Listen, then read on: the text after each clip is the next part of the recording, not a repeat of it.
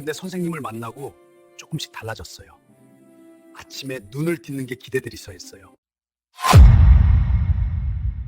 선생님, 렌즈 뚜껑은 먼저 빼셔야 사진이 찍혀요. 그 말을 듣는 순간 저는 얼굴이 확 달아오르는 걸 느꼈습니다.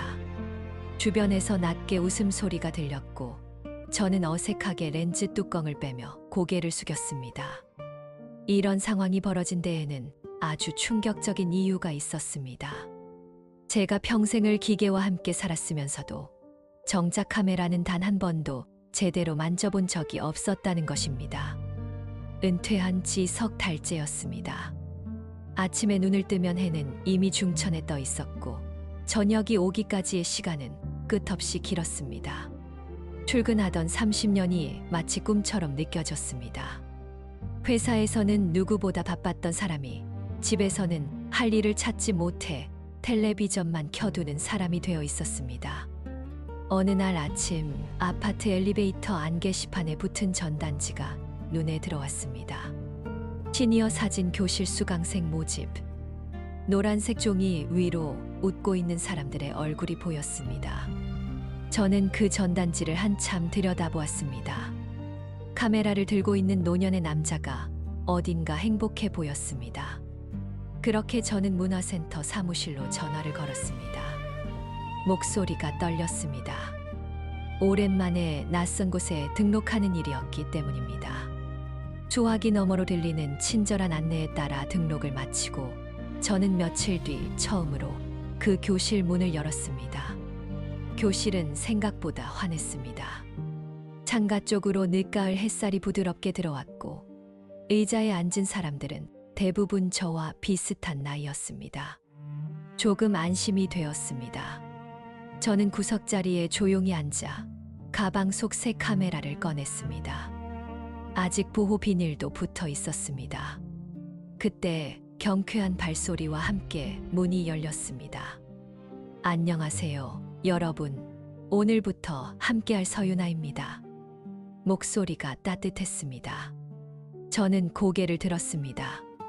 키가 작은 편이었고 단발머리에 밝은 미소를 띤 여자가 교탁 앞에 서 있었습니다. 그 사람은 교실을 한 바퀴 둘러보며 한 명 한 명과 눈을 맞췄습니다. 저와 눈이 마주쳤을 때 잠깐 멈칫하는 것 같았습니다. 그리고는 다시 환하게 웃었습니다. 사진은 어렵지 않아요. 그냥 좋아 보이는 걸 찍으면 돼요. 서윤아 강사는 그렇게 말하며 수업을 시작했습니다. 설명은 쉬웠고 말투는 부드러웠습니다. 저는 그 사람의 말을 따라 카메라를 이리저리 만져보았습니다. 그러다가 렌즈 뚜껑을 빼지 않은 채 셔터를 눌렀고 결국 웃음거리가 되었습니다. 하지만 서윤아 강사는 웃지 않았습니다. 오히려 제 자리로 다가와 조용히 말했습니다. 처음엔 다 그래요. 괜찮으세요. 그 말에 이상하게도 가슴 한쪽이 따뜻해졌습니다. 수업이 끝난 뒤 저는 천천히 집으로 돌아왔습니다. 문화센터에서 아파트까지는 걸어서 10분 남짓이었습니다. 바람이 차가워지고 있었습니다. 낙엽이 발밑에서 바스락거렸고 저는 그 소리를 들으며 걸었습니다. 오랜만에 밖으로 나온 기분이었습니다. 집에 들어와 카메라를 식탁 위에 내려놓았습니다. 창밖으로 저녁 노을이 번지고 있었습니다. 저는 그 노을을 한참 바라보다가 문득 카메라를 집어들었습니다. 렌즈 뚜껑을 빼고 창밖을 향해 셔터를 눌렀습니다. 찰칵 소리가 작고 단단했습니다. 액정 화면에 노을이 담겨 있었습니다. 흐릿했지만 분명히 거기 있었습니다.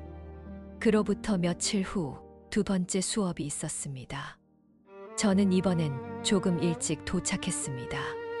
교실에는 아직 사람이 많지 않았고 서윤아 강사가 교탁 앞에서 자료를 정리하고 있었습니다. 저는 조용히 제 자리에 앉았습니다. 지난번에 사진 찍어 보셨어요? 갑자기 목소리가 들려 고개를 들었습니다. 서윤아 강사가 제 앞에 서 있었습니다. 저는 어색하게 고개를 끄덕였습니다. 네, 조금요. 보여주실 수 있어요? 저는 망설이다가 카메라를 꺼내 액정을 켰습니다. 노을 사진이 나타났습니다. 서유나 강사는 화면을 들여다보더니 천천히 고개를 끄덕였습니다. 좋네요. 색이 따뜻해요. 그 말에 저는 또 가슴 한쪽이 간지러워지는 걸 느꼈습니다. 오랜만에 듣는 칭찬이었습니다. 수업은 그날도 부드럽게 진행되었습니다. 서유나 강사는 한 명씩 돌아다니며 사진을 봐주었고 저에게도 몇 번 다가왔습니다. 그럴 때마다 저는 긴장했습니다. 향기가 은은하게 났습니다. 비누 냄새 같기도 하고 어떤 꽃 냄새 같기도 했습니다. 수업이 끝나고 몇몇 수강생들이 강사를 둘러싸고 이야기를 나누었습니다. 저는 가방을 챙기다가 그 무리 속에서 들리는 서유나 강사의 웃음소리를 들었습니다. 맑고 경쾌한 소리였습니다. 저는 문득 그 소리를 계속 듣고 싶다는 생각을 했습니다. 집으로 돌아와서도 그 생각은 사라지지 않았습니다. 며칠이 지나고 저는 혼자 산책을 나갔습니다. 카메라를 들고 아파트 단지 안을 천천히 걸었습니다. 낙엽이 쌓인 길, 벤치에 앉아있는 노인, 놀이터에서 뛰노는 아이들. 저는 그것들을 하나씩 찍었습니다. 셔터를 누를 때마다 세상이 조금씩 다르게 보였습니다. 그러다 문득 서유나 강사의 얼굴이 떠올랐습니다. 환하게 웃던 모습, 조용히 격려하던 목소리. 저는 걸음을 멈추고 하늘을 올려다보았습니다. 구름이 천천히 흘러가고 있었습니다. 그때 핸드폰이 울렸습니다. 박선호였습니다. 제 오랜 친구이자 은퇴 후에도 자주 연락하는 몇 안 되는 사람이었습니다. 도윤아, 요즘 뭐해? 응, 사진 배우고 있어. 사진, 너가? 목소리에 놀람이 섞여 있었습니다. 저는 작게 웃었습니다. 응, 문화센터에서. 그래? 좋네. 나도 요즘 할 게 없어서 미치겠더라. 나중에 한번 보자. 통화를 끊고 저는 다시 걷기 시작했습니다. 선호의 목소리는 여전히 힘이 있었습니다. 그 사람은 은퇴 후에도 이것저것 바쁘게 지내는 편이었습니다. 저와는 달랐습니다. 집에 돌아와 사진들을 컴퓨터로 옮겼습니다. 화면에 펼쳐진 사진들을 보며 저는 조금씩 뿌듯함을 느꼈습니다. 서툴렀지만 그 안에 무언가가 담겨 있었습니다. 그날 밤 저는 오랜만에 편안하게 잠들었습니다. 다음 주 수업 날 저는 찍어온 사진들을 서유나 강사에게 보여줬습니다. 그 사람은 한 장 한 장 천천히 넘기며 말없이 보았습니다. 그리고 마지막 사진에서 손을 멈췄습니다. 이 사진 정말 좋은데요. 낙엽이 쌓인 벤치를 찍은 사진이었습니다. 석양빛이 비스듬히 내려앉아 있었고 그림자가 길게 드리워져 있었습니다. 외롭지만 따뜻해 보여요. 서유나 강사의 말에 저는 가만히 사진을 들여다보았습니다. 그 사람의 말대로 그 사진에는 외로움과 따뜻함이 함께 있었습니다. 제가 느끼던 감정이 거기 그대로 담겨 있었습니다. 선생님도 사진 많이 찍으세요? 저는 조심스럽게 물었습니다. 서유나 강사는 잠시 멈칫하더니 작게 웃었습니다. 요즘은 잘 안 찍어요. 예전엔 많이 찍었는데. 목소리에 무언가 묻어 있었습니다. 그리움 같은 것, 아니면 후회 같은 것. 저는 더 묻지 않았습니다. 그 사람도 더 말하지 않았습니다. 수업이 끝나고 저는 평소보다 천천히 짐을 쌌습니다. 서유나 강사가 교탁을 정리하는 모습을 힐끗힐끗 보면서 저는 무언가 말을 걸고 싶었습니다. 하지만 적당한 말이 떠오르지 않았습니다. 그때 서유나 강사가 먼저 말을 걸었습니다. 강도윤 선생님, 다음 주에 야외 촬영 나가는데 참여하실 거예요? 야외 촬영이요? 네. 근처 공원에서 가을 풍경 찍기로 했어요. 다 같이 가면 재밌을 것 같아서요. 저는 잠시 망설였습니다. 낯선 사람들과 함께 나가는 게 부담스러웠습니다. 하지만 서유나 강사의 기대 어린 눈빛을 보자 저는 고개를 끄덕이고 말았습니다. 네, 가겠습니다. 좋아요. 그럼 다음 주에 봐요. 그 사람은 환하게 웃으며 가방을 들고 나갔습니다. 저는 그 뒷모습을 보며 가슴이 두근거리는 걸 느꼈습니다. 오랜만에 느끼는 설렘이었습니다. 집으로 돌아오는 길, 저는 하늘을 올려다보았습니다. 구름 사이로 햇살이 새어 나오고 있었습니다. 차가운 바람이 불었지만 저는 외투 주머니에 손을 넣고 천천히 걸었습니다. 문득 이런 생각이 들었습니다. 오랜만에 기다려지는 날이 생겼다고. 그 생각만으로도 발걸음이 가벼워졌습니다. 그날 밤 저는 다시 카메라를 들고 창밖을 바라보았습니다. 달이 떠 있었습니다. 저는 셔터를 눌렀습니다. 찰칵. 달빛이 렌즈 안에 담겼습니다. 그리고 저는 다음 주가 오기를 기다렸습니다. 누군가를 기다린다는 것이 이렇게 따뜻한 일인지 오랜만에 기억했습니다. 야외 촬영 날은 맑았습니다. 하늘은 높고 푸르렸고 공원 입구에는 벌써 몇몇 수강생들이 모여 있었습니다. 저는 카메라 가방을 어깨에 메고 그들에게 다가갔습니다. 모두들 설레는 표정이었습니다. 오랜만에 나들이를 나온 사람들처럼 얼굴에 기대가 가득했습니다. 도윤 선생님, 여기요. 서유나 강사가 손을 흔들었습니다. 연한 베이지색 바람막이를 입고 목에는 카메라를 2대나 걸고 있었습니다. 저는 그쪽으로 걸어갔습니다. 가까이 다가가자 그 사람의 웃는 얼굴이 더 환해 보였습니다. 오늘 날씨 정말 좋죠? 사진 찍기 딱 좋은 날이에요. 네, 그러게요. 저는 어색하게 대답하며 주변을 둘러보았습니다. 공원 안쪽으로 단풍이 붉게 물들어 있었고 산책로를 따라 사람들이 느긋하게 걷고 있었습니다. 바람이 불 때마다 낙엽이 바스락거렸습니다. 자, 그럼 다들 준비되셨으면 출발할게요. 각자 자유롭게 찍으시고 2시간 뒤에 여기 다시 모이기로 해요. 서유나 강사의 말에 수강생들이 뿔뿔이 흩어졌습니다. 저는 혼자 천천히 산책로를 따라 걸었습니다. 카메라를 들고 눈에 띄는 풍경을 하나씩 담았습니다. 나무 사이로 비치는 햇살, 벤치 위에 떨어진 낙엽, 연못에 비친 하늘. 셔터를 누를 때마다 세상이 프레임 안에 조용히 담겼습니다. 한참을 걷다가 저는 작은 다리 위에 멈춰 섰습니다. 다리 아래로 물이 천천히 흘렀고 물 위로 단풍잎 몇 개가 떠내려가고 있었습니다. 저는 그 모습을 한참 바라보다가 카메라를 들었습니다.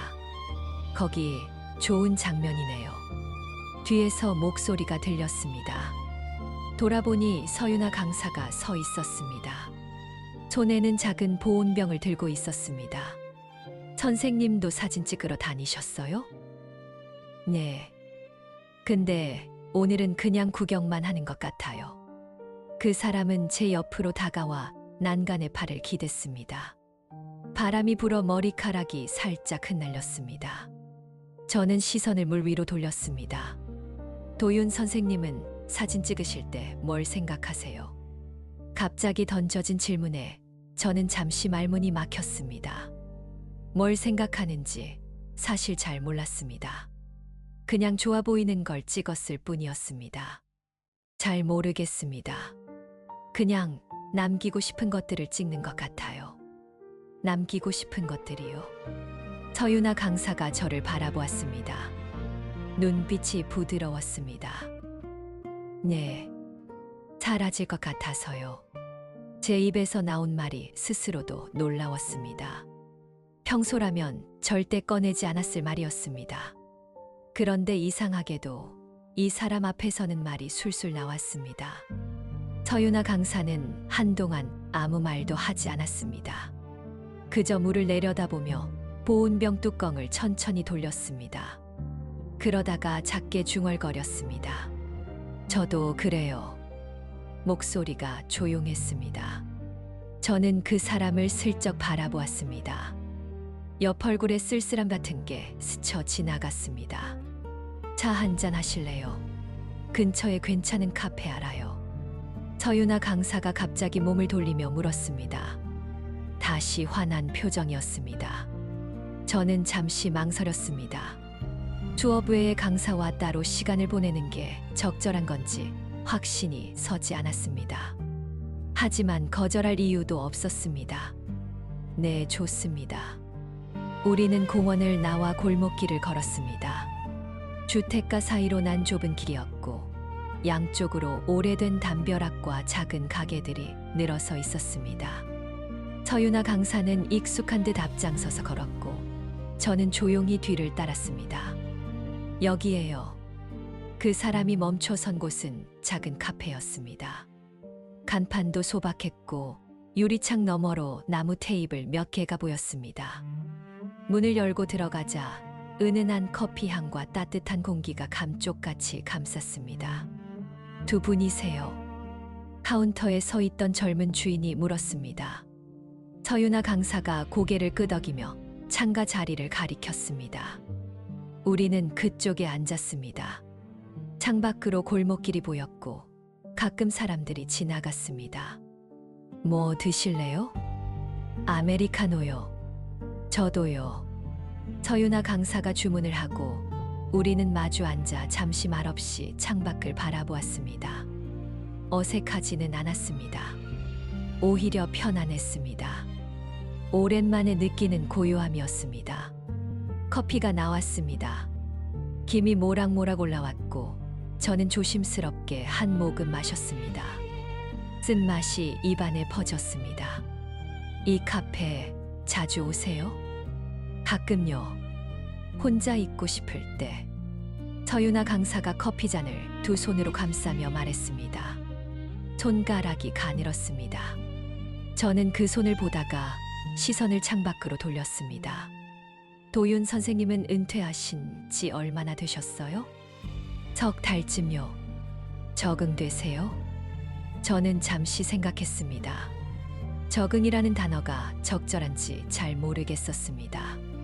잘 모르겠어요. 그냥 시간이 많아졌어요. 외로우시겠어요. 그 말에 저는 고개를 들어 서유나 강사를 바라보았습니다. 그 사람은 저를 조용히 보고 있었습니다. 눈빛에 이해 같은 게 담겨 있었습니다. 선생님도 외로우세요? 제가 조심스럽게 물었습니다. 서유나 강사는 잠시 뜸을 들이더니 작게 웃었습니다. 가끔요.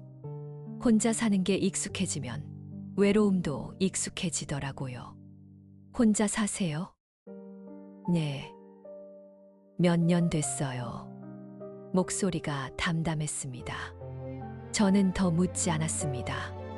그 사람도 더 말하지 않았습니다. 우리는 다시 커피를 마셨습니다. 창밖으로 낙엽이 바람에 날렸습니다.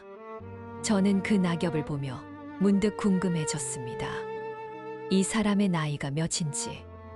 얼굴은 젊어 보였지만 눈빛은 오래된 것 같았습니다.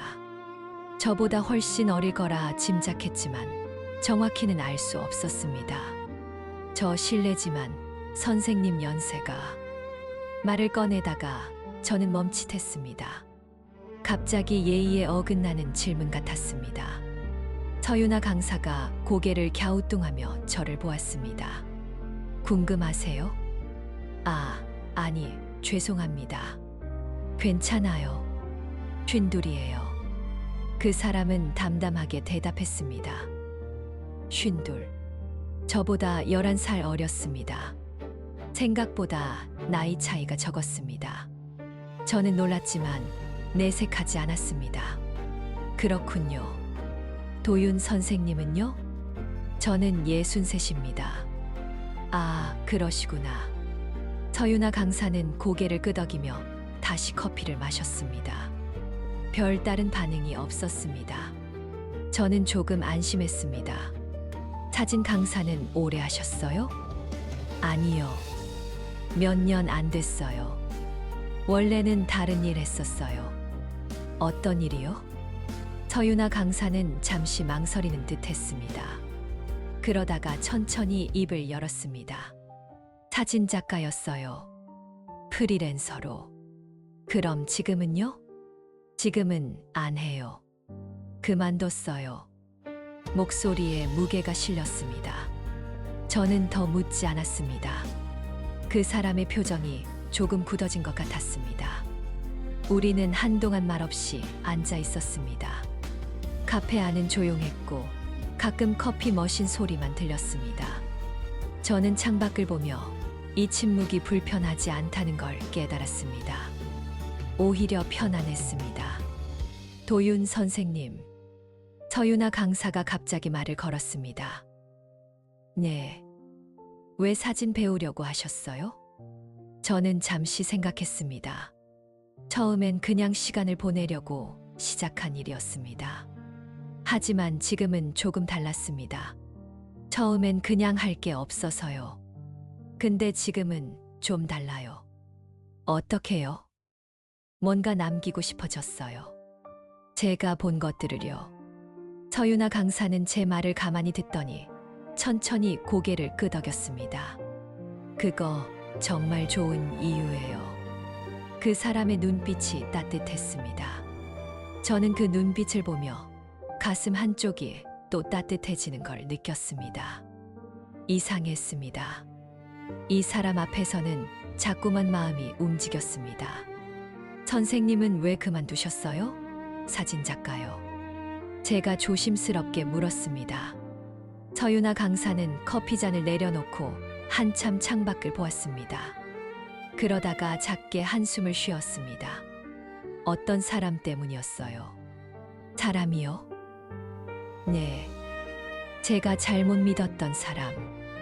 목소리가 떨렸습니다. 저는 더 묻지 않았습니다. 그 사람의 얼굴에 그림자가 드리워졌습니다. 저는 그냥 조용히 기다렸습니다. 미안해요. 갑자기 무거운 얘기를 했네요.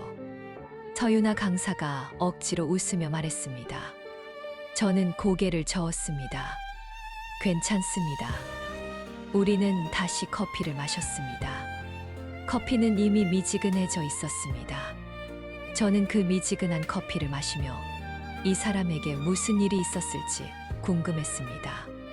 하지만 묻지 않았습니다. 때가 되면 말해줄 거라고 생각했습니다. 슬슬 돌아가실래요? 서유나 강사가 시계를 보며 물었습니다. 저는 고개를 끄덕였습니다. 우리는 자리에서 일어나 카페를 나왔습니다. 밖은 여전히 화창했습니다. 하지만 바람이 조금 더 차가워진 것 같았습니다.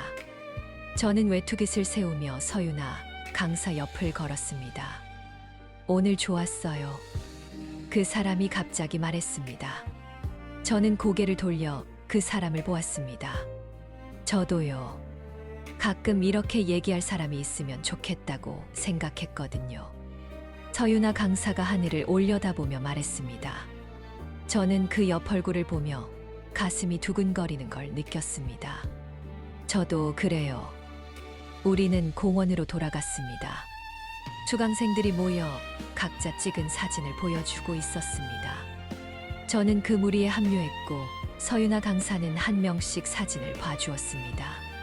집으로 돌아가는 길, 저는 오늘 있었던 일들을 생각했습니다. 카페에서 나눈 대화, 서유나 강사의 눈빛, 커피 향. 모든 게 선명하게 기억났습니다. 현관문을 열고 들어서자 집은 여전히 조용했습니다. 하지만 오늘은 그 조용함이 외롭지 않았습니다. 가슴 한쪽에 따뜻함이 남아 있었습니다. 저는 카메라를 꺼내 오늘 찍은 사진들을 확인했습니다. 단풍, 낙엽, 물 위의 하늘. 그리고 마지막 사진. 서유나 강사가 다리 난간에 기대어 있던 모습. 저도 모르게 찍었던 사진이었습니다. 저는 그 사진을 한참 들여다보았습니다. 그리고 조용히 중얼거렸습니다. 남기고 싶은 것들. 그날 밤, 저는 오랜만에 누군가를 생각하며 잠들었습니다. 그것만으로도 하루가 충분히 의미 있었습니다.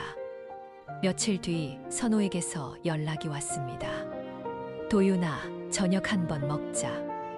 너 요즘 어떻게 지내나 궁금해서. 저는 망설이다가 승낙했습니다. 사실 선호를 만나는 게 조금 부담스러웠습니다. 그 친구는 제 마음을 너무 잘 읽는 편이었습니다. 하지만 오랜만에 만나는 것도 나쁘지 않았습니다. 약속 장소는 동네 작은 고깃집이었습니다. 우리가 젊었을 때부터 다니던 곳이었습니다. 문을 열고 들어가니 선호가 벌써 구석 자리에 앉아 있었습니다. 손을 흔들며 웃는 얼굴이 여전히 호탕했습니다. 야, 얼굴이 좀 펴졌네. 선호가 제 얼굴을 보더니 첫마디로 그렇게 말했습니다. 저는 어색하게 웃으며 자리에 앉았습니다. 그래. 응. 전에 봤을 땐 영 죽어 있더니 요즘 뭐 좋은 일 있어? 별로 그냥 사진 데우면서 시간 보내고 있어. 고기가 나왔습니다. 선호가 능숙하게 고기를 구우며 말을 이었습니다. 사진이 그렇게 재밌어? 너 원래 그런 거 관심도 없었잖아. 응, 근데 해보니까 괜찮더라. 강사가 예쁘나 보지. 선호가 장난스럽게 웃으며 물었습니다. 저는 움찔했습니다. 그 친구의 직감은 언제나 날카로웠습니다. 뭔 소리야? 아니긴 뭐가 아니야. 표정 보면 다 알아. 나이 들어서 첫사랑 온 거 아니야? 저는 대답하지 않았습니다. 선호는 고기를 뒤집으며 계속 웃었습니다. 야, 좋은 거야. 은퇴하고 집에만 처박혀 있는 것보단 훨씬 낫지. 근데 조심해. 나이 들어 감정에 휘둘리면 다치기 쉬워. 누가 감정에 휘둘린대. 그래. 근데 진짜 어때? 그 강사 말이야. 저는 잠시 망설이다가 천천히 입을 열었습니다. 좋은 사람이야. 근데 잘 모르겠어. 내가 뭘 바라는 건지도. 선호가 고기를 접시에 올리며 고개를 끄덕였습니다. 그럴 수 있지. 오랜만에 마음이 움직이는 거니까. 근데 도윤아, 너 혼자 살기 외롭지? 외롭지. 그럼 됐어. 외로운데 좋은 사람 만났으면 그냥 솔직해져. 나이 들어서 뭐 채면 챙겨서 뭐해. 선호의 말은 단순했지만 묘하게 위로가 되었습니다. 저는 소주를 한 잔 마셨습니다. 목구멍이 화끈했습니다. 근데 그 강사 나이는 어떻게 돼? 52. 오, 그럼 너보다 11살 어리네. 괜찮잖아. 요즘 그 정도 나이 차이야 뭐. 저는 고개를 끄덕였습니다. 하지만 마음 한쪽에는 여전히 불안이 남아 있었습니다. 나이 차이가 문제가 아니었습니다. 제가 이 감정을 어떻게 해야 할지 모르겠다는 게 문제였습니다. 식사를 마치고 헤어지면서 선호가 제 어깨를 툭 쳤습니다. 도윤아, 너무 심각하게 생각하지 마. 그냥 흘러가는 대로 둬. 인생 짧아. 저는 고개를 끄덕이며 헤어졌습니다. 집으로 돌아오는 길, 선호의 말이 머릿속을 맴돌았습니다. 그로부터 며칠 후 수업이 있는 날이었습니다. 저는 평소보다 조금 일찍 교실에 도착했습니다. 서윤아 강사가 교탁에서 자료를 정리하고 있었습니다.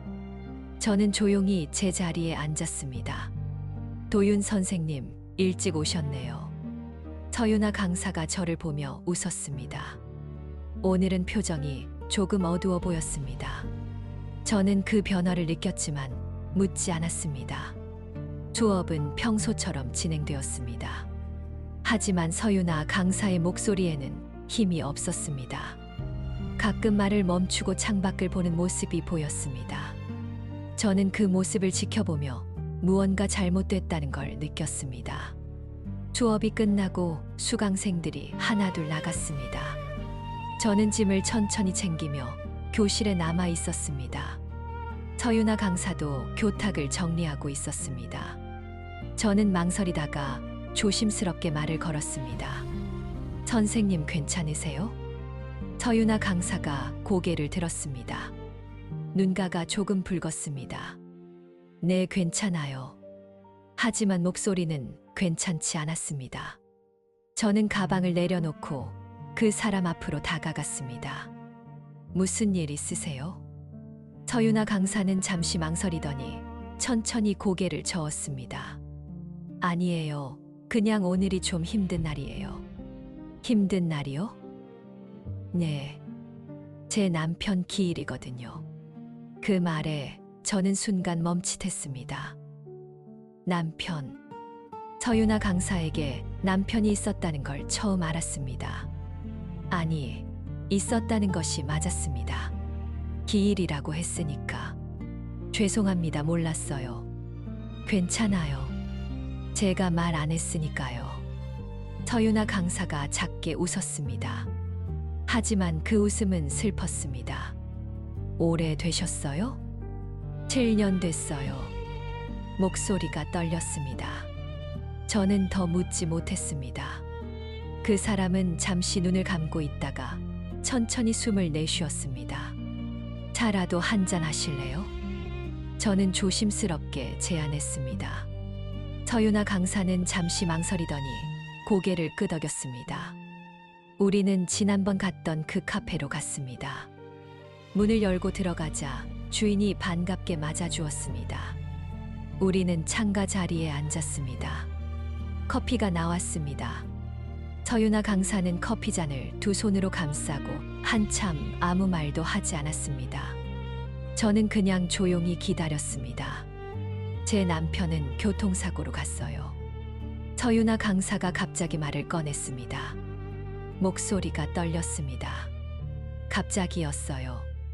아침에 잘 다녀오라고 인사하고 저녁에 영안실에서 봤어요. 저는 가슴이 먹먹해졌습니다. 아무 말도 할 수 없었습니다. 그때 저는 39이었어요. 남편은 42이었고요. 결혼한 지 8년째였어요.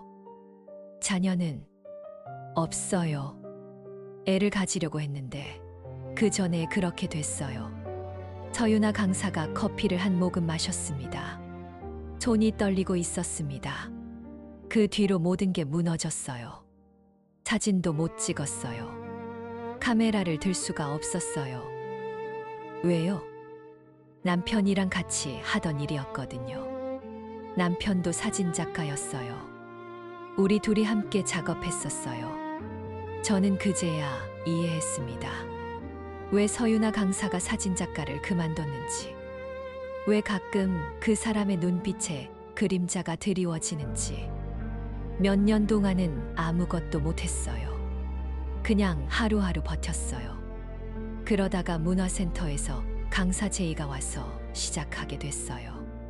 지금은 괜찮으세요? 서유나 강사가 고개를 들어 저를 바라보았습니다. 괜찮아지려고 노력하고 있어요. 근데 가끔 이런 날은 힘들어요. 저는 그 사람의 눈을 보며 가슴 한쪽이 아려오는 걸 느꼈습니다. 나이 차이가 문제가 아니었습니다. 이 사람이 겪은 상처가 제가 상상했던 것보다 훨씬 깊었습니다. 저도 혼자 살아요. 저는 갑자기 그렇게 말했습니다. 서유나 강사가 저를 조용히 바라보았습니다. 아내는 15년 전에 병으로 갔어요. 자녀도 없어요. 그 뒤로 쭉 혼자였어요. 그러셨구나. 외로웠어요. 지금도 외로워요. 근데 선생님을 만나고 조금 달라졌어요. 제 입에서 나온 말이 스스로도 놀라웠습니다. 하지만 진심이었습니다. 서유나 강사는 눈물을 글썽이며 고개를 숙였습니다. 저는 가만히 그 모습을 지켜보았습니다. 고마워요. 그 사람이 작게 중얼거렸습니다. 저는 아무 말도 하지 않았습니다. 그냥 옆에 있어주는 것만으로도 충분하다고 생각했습니다. 우리는 한동안 말없이 앉아 있었습니다. 카페 안은 조용했고 창밖으로는 저녁 노을이 번지고 있었습니다. 오렌지빛 하늘이 유리창에 반사되어 우리 얼굴을 은은하게 물들였습니다. 사실 제가 사진 그만둔 이유가 하나 더 있어요. 서유나 강사가 갑자기 말을 이었습니다. 뭔데요? 어떤 사람 때문이에요? 남편 친구였던 사람. 목소리가 낮아졌습니다. 저는 귀를 기울였습니다. 그 사람이 저한테 남편 사망 책임이 있다고 했어요. 네. 남편이 사고 나기 전날 제가 사진 작업 때문에 늦게까지 밖에 있었거든요. 남편이 절 데리러 나왔다가 그렇게 됐어요. 서유나 강사의 목소리가 떨렸습니다. 그 사람은 제가 그날 집에 있었으면 남편이 안 죽었을 거라고 했어요. 그 말을 듣고 저도 그렇게 생각하게 됐어요. 그건 선생님 잘못이 아니잖아요. 머리로는 알아요. 근데 마음은 아직도 그래요. 저는 가슴이 답답해졌습니다. 이 사람이 혼자 얼마나 많은 것을 짊어지고 살았을지 상상이 갔습니다. 그 사람은 지금 어디 있어요? 모르겠어요. 연락 끊었어요. 더 이상 못 보겠더라고요. 서유나 강사가 고개를 저었습니다. 저는 더 묻지 않았습니다. 도윤 선생님. 네. 저 같은 사람이랑 친해지면 힘들 거예요. 서유나 강사가 저를 똑바로 바라보며 말했습니다.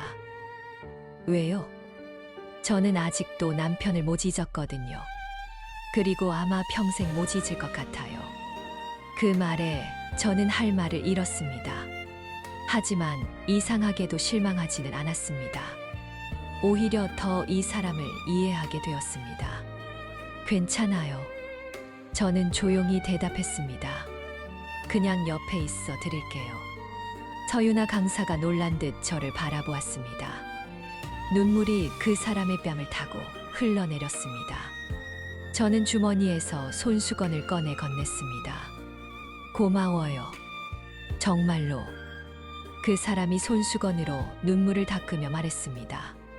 저는 고개를 끄덕였습니다. 우리는 그렇게 한참을 앉아 있었습니다. 노을이 서서히 사라지고 밤이 찾아왔습니다.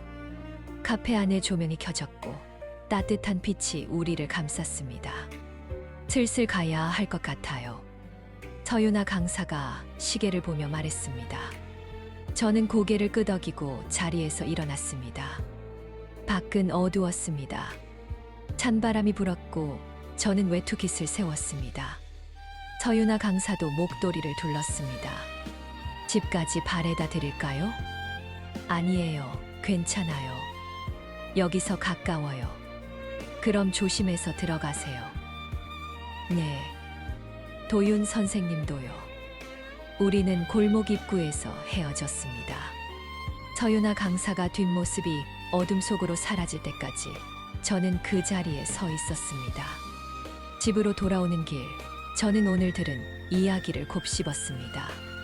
서유나 강사의 상처, 그 사람이 짊어진 무게, 나이 차이 같은 건 아무것도 아니었습니다. 중요한 건 이 사람이 여전히 아파하고 있다는 것이었습니다. 집에 도착해 불을 켰습니다. 텅 빈 거실이 저를 맞이했습니다. 저는 소파에 앉아 창밖을 바라보았습니다. 어둠 속에서 희미하게 불빛들이 깜박였습니다. 저는 문득 제 마음을 확인했습니다. 서유나 강사를 향한 이 감정이 무엇인지, 사랑인지, 연민인지, 아니면 외로움이 만들어낸 착각인지. 하지만 답은 명확했습니다. 저는 그 사람이 좋았습니다. 상처가 있든 없든, 과거가 있든 없든, 그냥 그 사람 자체가 좋았습니다. 그리고 저는 그 사람 옆에 있어주고 싶었습니다. 아무 조건 없이. 그날 밤 저는 오랜만에 평온하게 잠들었습니다. 누군가를 위해 무언가를 하고 싶다는 마음만으로도 삶이 조금 더 따뜻해지는 것 같았습니다. 며칠이 지났습니다. 저는 서유나 강사에게 연락하지 않았습니다. 수업도 한 번 빠졌습니다. 핑계는 몸이 안 좋다는 것이었습니다. 거짓말이었지만 완전한 거짓말은 아니었습니다. 마음이 무거우면 몸도 무거워지는 법이니까요. 집에 혼자 앉아 창밖만 바라보았습니다. 겨울이 가까워지고 있었습니다. 나뭇가지에 남은 잎사귀도 이제 거의 없었습니다. 바람이 불 때마다 앙상한 가지들이 흔들렸습니다. 핸드폰이 울렸습니다. 전호였습니다. 도윤아, 왜 연락이 없어? 요즘 어떻게 지내? 응, 그냥. 그냥은 무슨? 목소리 왜 그래? 무슨 일 있어? 저는 한참 말이 나오지 않았습니다. 선호는 조용히 기다렸습니다. 선호야. 응. 내가 옛날에 현장에서 사고 났을 때 기억하지? 응, 기억하지. 그때 내 후배 하나 죽었잖아. 그 후배 이름 기억해? 이름, 글쎄 김민재였나? 아니, 기억이 잘 안 나네. 왜? 저는 눈을 감았습니다. 김민재. 그 이름을 들으니 모든 게 선명하게 떠올랐습니다. 선호야, 나 좀 만나자. 그래, 어디서? 그 고깃집. 알았어. 1시간 뒤에 보자. 전화를 끊고 저는 천천히 옷을 갈아입었습니다. 거울을 보니 얼굴이 헬쑥했습니다. 며칠 사이에 늙은 것 같았습니다. 고깃집에 도착하니 선호가 벌써 와 있었습니다. 저를 보더니 표정이 굳어졌습니다. 야, 얼굴이 왜 그래? 무슨 일 있어? 저는 자리에 앉아 천천히 이야기를 시작했습니다. 서윤아 강사를 만난 것, 그 사람의 남편이 사고로 세상을 떠난 것, 그리고 며칠 전 우연히 알게 된 사실. 그 사람 남편이 내가 현장에서 잃은 그 후배야. 선호의 얼굴이 굳었습니다. 뭐? 김민재, 내 후배였어. 18년 전 건설 현장 사고로 죽었어. 내 실수 때문에. 도윤아, 나는 그때 현장 책임자였어. 안전 점검을 제대로 못했고 그 애가 죽었어. 내 잘못이야. 저는 손으로 얼굴을 감싸며 말했습니다. 목소리가 떨렸습니다. 근데 그 애가 유나 씨 남편이었어. 어제 문화센터 사무실에서 우연히 옛날 서류를 봤어. 거기 남편 이름이 있었어. 김민재. 선호는 한동안 아무 말도 하지 못했습니다. 저는 계속 말을 이었습니다. 처음엔 동명이인일 거라고 생각했어. 근데 생년월일까지 같았어. 틀림없어. 그 애야. 도윤아, 그럼 유나 씨는 알아? 모를 거야. 내 이름도 모르고 그때 일도 자세히 모를 거야. 사고 보고서에는 내 이름이 안 나왔으니까. 저는 소주잔을 들어 단숨에 마셨습니다. 목구멍이 화끈거렸습니다. 어떻게 해야 해, 선호야? 말해야지. 유나 씨한테. 말하면 끝이야. 그 사람은 날 용서 못할 거야. 그래도 말해야 해. 숨기고 있는 게 더 나쁜 거야. 저는 고개를 저었습니다. 선호의 말이 맞다는 걸 알았지만 인정하고 싶지 않았습니다. 차라리 그냥 관계를 끊을까 봐. 그게 더 비겁한 거야, 도윤아. 선호가 제 어깨를 잡으며 말했습니다. 너는 평생 그 죄책감을 안고 살았어. 이제라도 제대로 마주해야 해. 유나 씨한테도, 너 자신한테도. 저는 대답하지 못했습니다. 선호의 말이 가슴에 박혔습니다. 그날 밤 저는 집으로 돌아와 책상 서랍을 열었습니다. 깊숙한 곳에 오래된 봉투가 있었습니다. 저는 그 봉투를 꺼내 조심스럽게 열었습니다. 안에는 사진 한 장이 있었습니다. 현장에서 찍은 단체 사진이었습니다. 저는 앞줄 가운데에 있었고 김민재는 뒷줄 끝에 서 있었습니다. 환하게 웃고 있었습니다. 저는 그 사진을 한참 들여다보았습니다. 그 웃음을 기억했습니다. 밝고 순수했던 청년. 제가 지키지 못한 생명. 다음 날 저는 수업에 나갔습니다. 교실 문을 열자 서윤아 강사가 저를 보며 환하게 웃었습니다. 도윤 선생님, 괜찮으세요? 지난주에 안 오셔서 걱정했어요. 네, 죄송합니다. 저는 제 자리에 앉았습니다. 가슴이 두근거렸습니다. 서윤아 강사의 얼굴을 제대로 볼 수가 없었습니다. 수업이 끝나고 서윤아 강사가 제게 다가왔습니다. 선생님, 오늘 시간 괜찮으세요? 할 말이 있어서요. 저는 고개를 끄덕였습니다. 우리는 다시 그 카페로 갔습니다. 커피를 주문하고 우리는 창가 자리에 앉았습니다. 서윤아 강사가 먼저 말을 꺼냈습니다. 도윤 선생님, 요즘 힘들어 보여요. 무슨 일 있으세요? 선생님, 저는 커피잔을 내려놓고 그 사람을 똑바로 바라보았습니다. 제가 말씀드릴 게 있어요. 네, 말씀하세요. 저는 깊게 숨을 들이쉬었습니다. 그리고 천천히 말을 시작했습니다. 선생님 남편분 김민재 씨 맞으시죠? 서윤아 강사의 표정이 굳었습니다. 네, 맞는데 어떻게 아세요? 저 그분을 알았습니다. 네, 18년 전 저는 건설 현장 책임자였습니다. 김민재 씨는 제 후배였고요.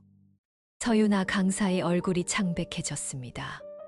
그때 사고가 제 책임이었습니다. 뭐라고요? 안전 점검을 제대로 못했어요. 그래서 그분이 돌아가셨습니다. 서윤아 강사는 말없이 저를 바라보았습니다. 눈빛이 흔들렸습니다. 거짓말이죠. 아닙니다. 사실입니다. 아니에요.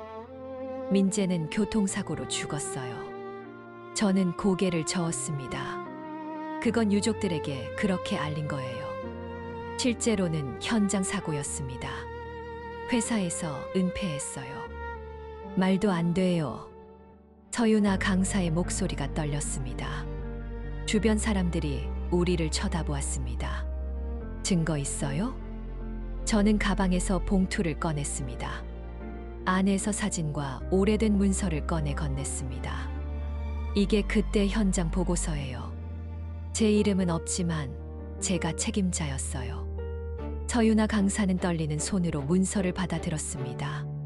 한참 들여다보더니 사진을 집어들었습니다. 이 사람이 도윤 선생님이에요. 네. 그리고 이 사람이 민재. 서윤아 강사의 눈에서 눈물이 떨어졌습니다. 왜 이제야 말해요? 최근에야 알았습니다. 선생님 남편이 그분인 줄. 거짓말. 서윤아 강사가 자리에서 벌떡 일어났습니다. 처음부터 아셨을 거예요. 제 남편 이름 들었을 때. 아닙니다. 정말 몰랐어요.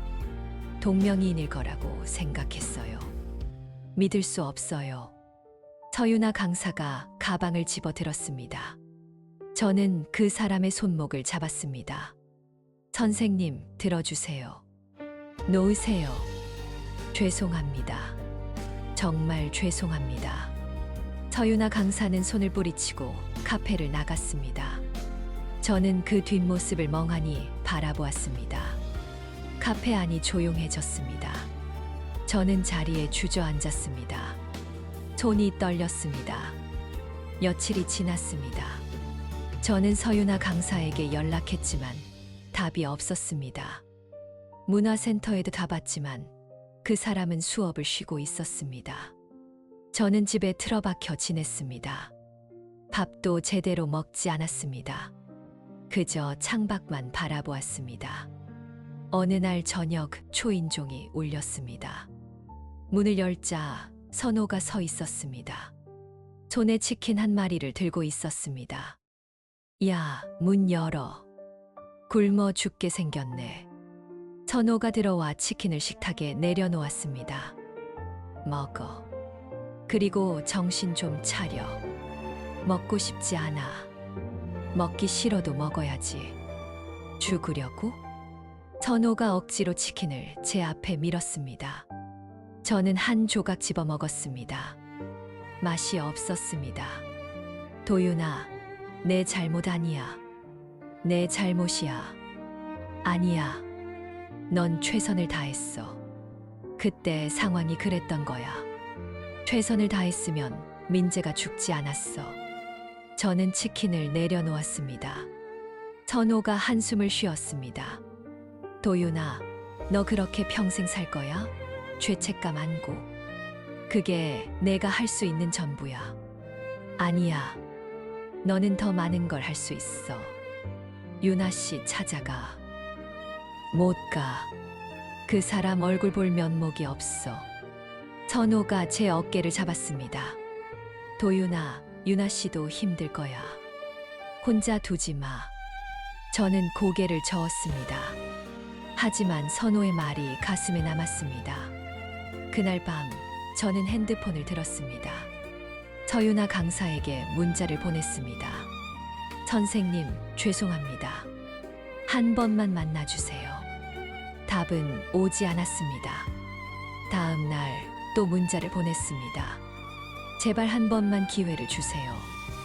이번에도 답이 없었습니다. 며칠이 더 지났습니다. 저는 문화센터로 갔습니다. 사무실에 들어가 서유나 강사를 찾았습니다. 강도윤 선생님, 유나 강사님은 지금 휴직 중이세요. 언제까지요? 미정입니다. 개인 사정이라고만 들었어요. 저는 고개를 숙이고 문화센터를 나왔습니다. 집으로 돌아오는 길, 공원을 지나갔습니다. 우리가 함께 사진을 찍었던 그 공원이었습니다. 낙엽이 쌓여 있었고 찬바람이 불었습니다. 저는 벤치에 앉아 하늘을 올려다보았습니다. 구름이 빠르게 흘러가고 있었습니다. 왜 여기 계세요? 갑자기 목소리가 들렸습니다. 돌아보니 서유나 강사가 서 있었습니다.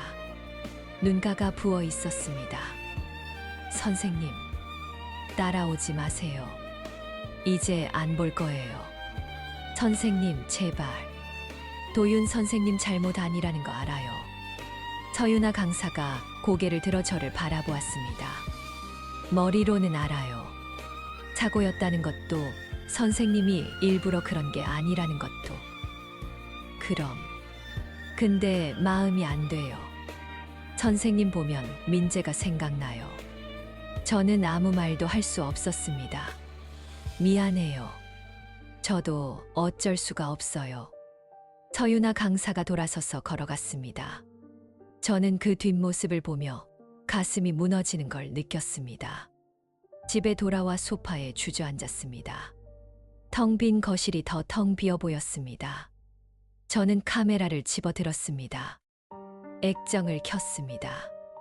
서유나 강사와 함께 찍었던 사진들이 나타났습니다. 저는 그 사진들을 하나씩 넘기며 눈물을 흘렸습니다. 오랜만에 찾았던 따뜻함이 이렇게 차갑게 식어버렸습니다. 그날 밤 저는 창밖을 보며 생각했습니다.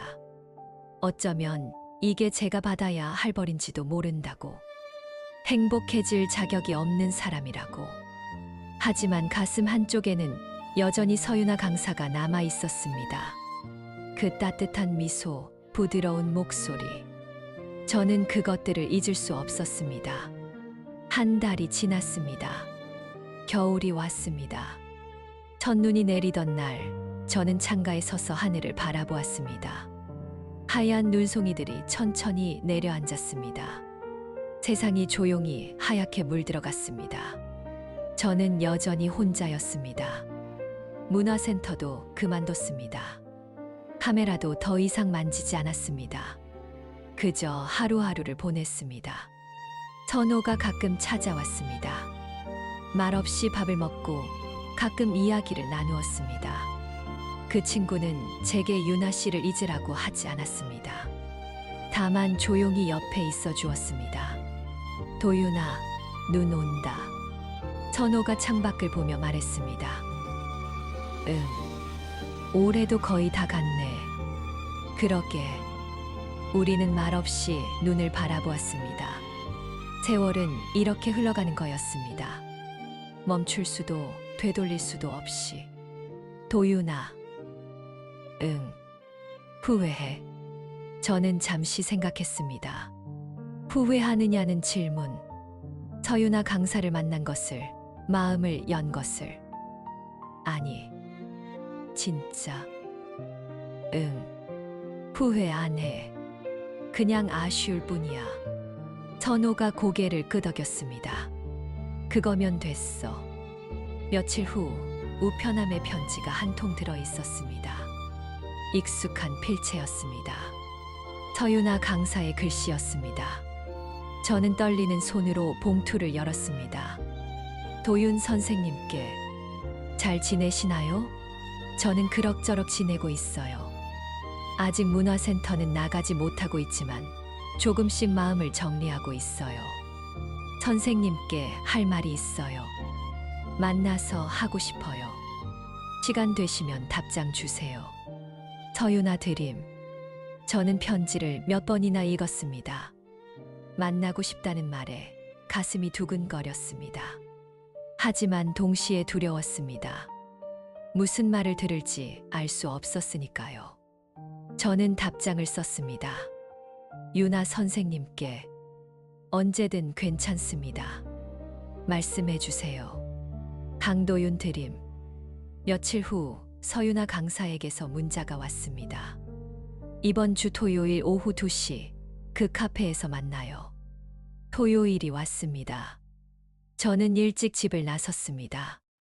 추웠지만 날씨는 맑았습니다. 햇살이 눈 쌓인 길을 비추고 있었습니다. 카페에 도착했을 때 서유나 강사는 이미 와 있었습니다. 창가 자리에 앉아 밖을 보고 있었습니다. 저는 문을 열고 들어갔습니다. 선생님, 서유나 강사가 고개를 돌렸습니다.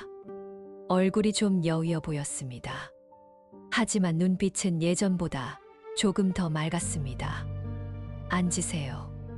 저는 마주 앉았습니다. 커피는 이미 주문되어 있었습니다. 김이 모락모락 올라오는 아메리카노 2잔. 잘 지내셨어요? 서유나 강사가 먼저 말을 걸었습니다. 네, 선생님은요? 저도요. 우리는 잠시 말없이 커피를 마셨습니다. 어색하지는 않았습니다. 그저 조심스러웠습니다. 도윤 선생님. 네. 지난 한 달 동안 많이 생각했어요. 서유나 강사가 커피잔을 내려놓으며 말했습니다. 민재에 대해서, 선생님에 대해서, 그리고 저 자신에 대해서. 저는 조용히 들었습니다. 처음엔 정말 힘들었어요.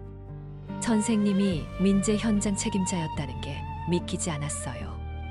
너무 잔인한 운명 같았어요. 목소리가 떨렸습니다. 저는 고개를 숙였습니다. 근데 시간이 지나면서 생각이 바뀌었어요. 저는 고개를 들어 서유나 강사를 바라보았습니다. 선생님은 민재를 기억하고 계셨어요. 18년이 지났는데도요. 당연합니다. 잊을 수가 없었어요.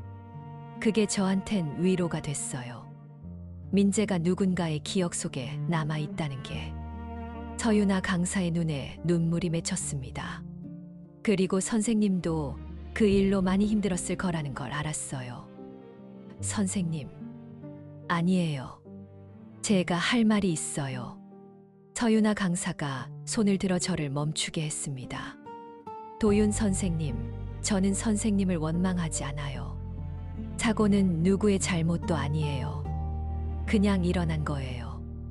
하지만 선생님이 일부러 그런 게 아니잖아요. 선생님도 피해자예요. 저는 눈물이 핑 돌았습니다. 오랜만에 듣는 위로의 말이었습니다. 그리고 도윤 선생님, 서유나 강사가 제 손을 잡았습니다. 따뜻했습니다. 당신 때문에 다시 웃을 수 있었어요. 네. 민재가 떠난 뒤로 저는 정말 오랫동안 웃지 못했어요. 그냥 살아만 있었어요. 서유나 강사의 목소리가 떨렸습니다. 근데 선생님을 만나고 조금씩 달라졌어요. 아침에 눈을 뜨는 게 기대되기 시작했어요. 수업 가는 게 즐거웠어요.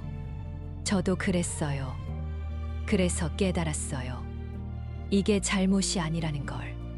서유나 강사가 저를 똑바로 바라보았습니다. 우리가 만난 게 서로를 구한 운명일지도 모른다는 걸요. 저는 말문이 막혔습니다. 서유나 강사의 손을 꽉 잡았습니다. 선생님, 저도 알아요. 선생님 마음. 서유나 강사가 작게 웃었습니다. 오랜만에 보는 그 환한 미소였습니다. 우리 다시 시작할 수 있을까요? 정말요? 네. 천천히요. 서두르지 말고. 저는 눈물을 닦으며 고개를 끄덕였습니다. 감사합니다. 정말로. 우리는 한참 그렇게 손을 잡고 앉아 있었습니다. 창밖으로 눈이 내리기 시작했습니다. 하얀 눈송이들이 유리창에 부딪혀 녹아내렸습니다. 도윤 선생님. 네. 다음 주부터 수업 다시 시작해요. 같이 가요. 네, 그럽시다. 우리는 카페를 나와 천천히 걸었습니다. 눈 쌓인 길을 나란히 걸으며 가끔 말을 주고받았습니다. 중요한 이야기는 아니었습니다. 날씨 이야기, 거리 풍경, 사소한 일상들. 하지만 그 사소함이 소중했습니다. 공원에 도착했을 때 서유나 강사가 멈춰 섰습니다. 여기서 사진 한 장 찍어요. 지금요? 네. 새로운 시작을 기념해서. 저는 가방에서 카메라를 꺼냈습니다. 오랜만에 만지는 카메라였습니다. 렌즈 뚜껑을 빼고 서유나 강사를 향해 들었습니다. 웃어 보세요. 서유나 강사가 환하게 웃었습니다. 저는 셔터를 눌렀습니다. 찰칵. 그 미소가 렌즈 안에 담겼습니다. 이번엔 같이 찍어요. 서유나 강사가 제 옆으로 다가왔습니다. 저는 카메라를 앞으로 들고 우리 둘을 프레임에 담았습니다. 서유나 강사가 제 어깨에 살짝 기댔습니다. 하나, 둘, 셋. 찰칵.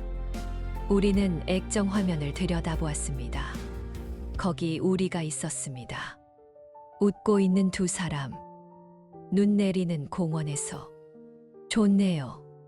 서유나 강사가 중얼거렸습니다. 네, 정말 좋네요. 우리는 다시 걷기 시작했습니다. 눈은 계속 내렸고 우리의 발자국이 하얗게 남았습니다. 어느새 해가 기울고 있었습니다. 서쪽 하늘이 붉게 물들었습니다. 저는 그 노을을 보며 생각했습니다. 이것이 끝이 아니라 시작이라는 것을. 배고프지 않으세요? 서유나 강사가 물었습니다. 조금요. 뭐 먹을까요? 선생님이 좋아하는 거요. 그럼 국밥 어때요? 추운데 따뜻한 거. 좋습니다. 우리는 근처 국밥집으로 갔습니다. 김이 모락모락 나는 국밥이 나왔습니다. 저는 한 숟가락 떠서 입에 넣었습니다.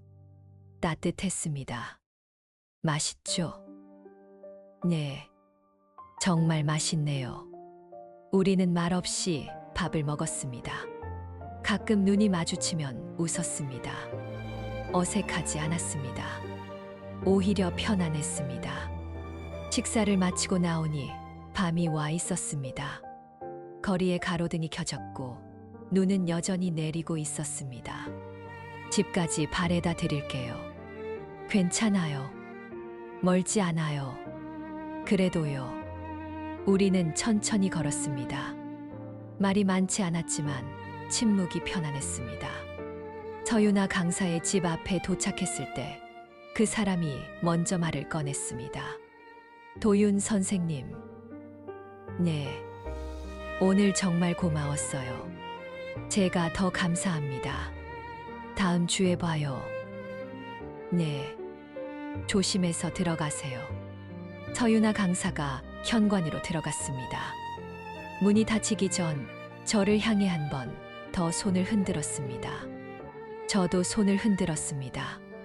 집으로 돌아오는 길, 저는 하늘을 올려다보았습니다. 눈이 얼굴에 닿았습니다. 차갑지만 부드러웠습니다. 가슴이 따뜻했습니다. 오랜만에 느끼는 평화로움이었습니다.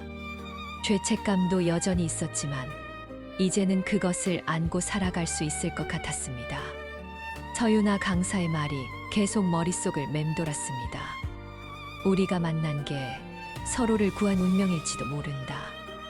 어쩌면 그 말이 맞을지도 모릅니다. 우리는 각자의 상처를 안고 있었고 서로를 만나 조금씩 치유되고 있었습니다. 늦은 나이에 찾은 사랑이었지만 그것이 잘못은 아니었습니다. 집에 도착해 불을 켰습니다. 거실은 여전히 조용했지만 이제는 그 고요함이 외롭지 않았습니다. 저는 카메라를 꺼내 오늘 찍은 사진들을 확인했습니다. 서유나 강사의 미소, 우리 둘이 함께 찍은 사진, 눈 내리는 공원. 모든 것이 선명했습니다. 저는 그 사진들을 보며 조용히 미소 지었습니다. 그리고 생각했습니다. 앞으로 더 많은 사진을 찍어야겠다고. 함께 걸을 길이 아직 많이 남아 있으니까. 다음 주가 기다려졌습니다. 서유나 강사와 다시 수업에 나가는 것, 함께 차를 마시는 것, 이야기를 나누는 것. 모든 것이 기대되었습니다. 저는 창밖을 바라보았습니다. 눈은 여전히 내리고 있었습니다. 하얀 눈이 세상을 덮고 있었습니다. 마치 과거를 덮고 새로운 시작을 준비하는 것처럼. 저는 핸드폰을 들어 선호에게 문자를 보냈습니다. 선호야, 고마워. 내 덕분에 용기 낼 수 있었어. 곧 답장이 왔습니다. 야, 잘 됐네. 축하해. 이제 행복해라. 저는 미소 지으며 핸드폰을 내려놓았습니다. 그날 밤 저는 오랜만에 평온하게 잠들었습니다. 꿈에서는 봄이 와 있었습니다. 꽃이 피고 새가 노래하고 따뜻한 햇살이 내리쬐는 곳. 그곳에서 서유나 강사가 웃고 있었습니다. 저는 그 꿈을 꾸며 조용히 웃었습니다. 인생은 예측할 수 없었지만 그래서 더 아름다운 것인지도 모릅니다. 늦은 사랑이지만 진심이었습니다. 상처가 있지만 서로를 이해했습니다. 앞으로 어떤 일이 벌어질지 모르지만 함께라면 견딜 수 있을 것 같았습니다. 저는 그렇게 새로운 시작을 받아들였습니다. 두려움도 있었지만 희망이 더 컸습니다. 창밖으로 눈이 계속 내렸습니다. 하얀 눈송이들이 조용히 쌓여가는 것처럼 우리의 이야기도 조용히 쌓여갈 것입니다. 그리고 언젠가 뒤돌아보았을 때 우리는 이렇게 말할 수 있을 것입니다. 그때 만나서 정말 다행이었어. 며칠 뒤 라디오를 틀어놓은 채 아침을 먹고 있었습니다. 늘 그렇듯 습관처럼 켜둔 방송이었습니다. 특별히 들으려 한 건 아니었습니다. 그런데 익숙한 문장이 흘러나왔습니다. 어디선가 들어본 듯한 이야기. 조금 느린 말투. 조심스럽게 감정을 고르는 그 목소리. 제 사연이었습니다. DJ는 말하지 않았습니다. 누가 보냈는지, 어떻게 됐는지. 그저 한 분의 늦은 사랑 이야기라고만 소개했습니다. 이상하게도 그날은 제 이야기인데도 처음 듣는 이야기처럼 느껴졌습니다. 부끄럽지도 숨고 싶지도 않았습니다. 방송이 끝날 즈음 DJ가 이렇게 말했습니다. 혹시 지금 이 사연을 듣고 계신 분들 중에 늦었다는 이유로 마음을 접고 계신 분이 있다면 오늘만큼은 그러지 않으셨으면 좋겠습니다. 그 말에 저는 숟가락을 내려놓았습니다. 그날 오후 문자 한 통이 왔습니다. 저와 유나 씨 이야기를 들었다는 모르는 분의 짧은 메시지였습니다. 덕분에 오늘 남편에게 먼저 전화했습니다. 그 한 줄이었습니다. 설명도 질문도 없었습니다. 저는 답장을 하지 않았습니다. 대신 창밖을 오래 바라보았습니다. 눈은 그날도 조용히 내리고 있었습니다. 아무 말 없이 그저 쌓이고 있었습니다. 그제야 알았습니다. 이 이야기가 끝난 게 아니라는 걸. 누군가의 마음 한쪽에 조용히 내려앉아 아직 녹지 않은 눈처럼 남아있을지도 모른다는 거요. 그래서 저는 오늘도 카메라를 챙깁니다. 누군가의 인생이 조금 늦게 시작되는 순간을 조용히 기록하기 위해서요. 끝까지 함께 해주셔서 진심으로 감사드립니다. 항상 건강하고 행복하세요. 고맙습니다.